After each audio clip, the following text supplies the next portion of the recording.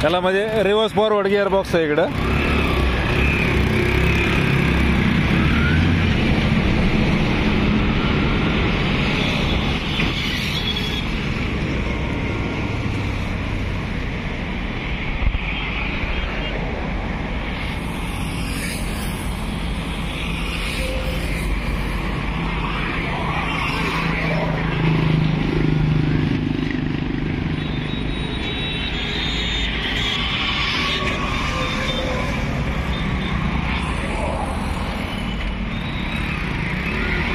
बसून वगैरे बघायचं असलं बसून बघा सगळं तसं काय.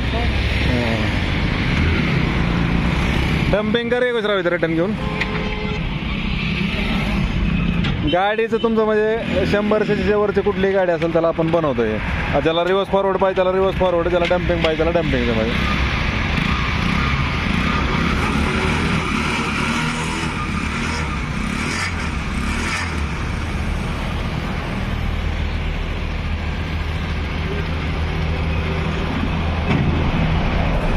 आणि चढाला वगैरे असं पुढनं उचला दोघांना लोड बॅलन्सिंग प्रॉपर केलं आहे. आणि समोर डबल शॉक अप्सर लावल्यामुळे असं पुढं पण लोड घेतोय, पाठीमागं शॉक अप्सर येतं. डिफरन्शियल गिअर बॉक्स असल्यामुळे वळायला वगैरे सोपं आहे सगळं असं. आणि लोड बॅलन्सिंग असल्यामुळे असं पलटी व्हायचा काही विषय नाही तुम्हाला इकडे.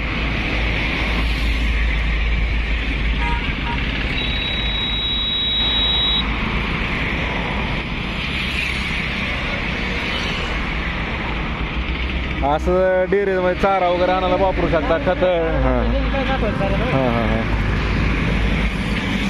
किंवा खत बिबियाणं आपलं न्यायला मजूर बिजूर कशाला बी तुम्ही वापरू शकता याला. तुमच्या गरजेनुसार म्हणजे त्याला वापरायचं, त्याला आपापल्या गरजेनुसार वापरतोय.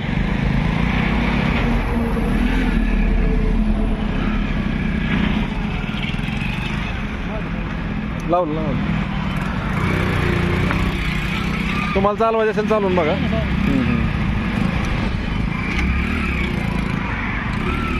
थोडं 2-3 दिवस कंटिन्यू चालवावं लागते. जजमेंट येते हे पोरांसारखं फास्ट फिरवायला. हा ना, तिथं आहे पोरं असल्या तर काय बिंदास सोडतात.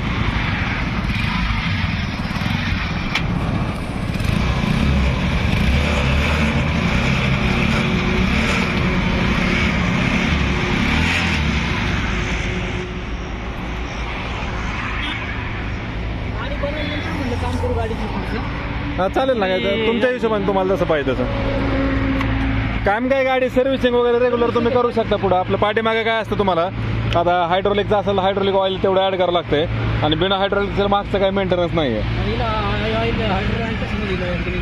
तिला हे काय तिकडे पलीकडे ते ऑइलचं हे असतं ते ऑइल टँक करायचंच नाही. तुमचं हायड्रोलिक नाही त्याला, ज्याला हायड्रोलिक नाही त्याला काय बाकीचं मेंटेनन्स नाही. त्यांनी फक्त गाडीची सर्व्हिसिंग वगैरे तेवढं करणे बाकी. दुसरं असं मेजर मेंटेनन्स काय नाही आहे. कारण पाठीमागं सगळं मजबूत होतं तुम्हाला. हां हां ती काय ती करताय त्याला.